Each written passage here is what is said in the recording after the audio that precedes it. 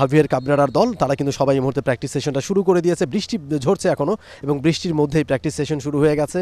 ফাহমিদুল সহ 24 জন প্রাথমিক স্কোয়াডে যেই 26 জন নাম ঘোষণা করা হয়েছে, দুজন ফুটবলার এখনও তারা দেশে এসে পৌঁছানি, হামজা চৌধুরী এবং সমিত সোম। সে দুজন ছাড়া বাকি 24 জন কিন্তু এই স্কোয়াডে রয়েছেন এবং প্রত্যেকে কিন্তু ট্রেনিং সেশনে অংশ নিয়েছেন।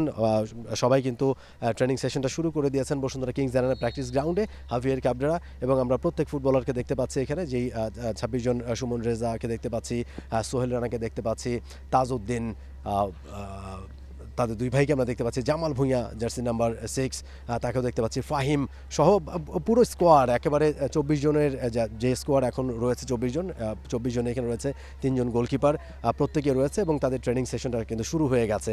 আপনারা জানেন যে সিঙ্গাপুরের সাথে 10 তারিখে ম্যাচ, এএফসি এশিয়ান কাপের কোয়ালিফায়ার ম্যাচ, এবং সেই ম্যাচের জন্য এই আবাসিক ট্রেনিং ক্যাম্প শুরু হয়েছে বাংলাদেশ দলের।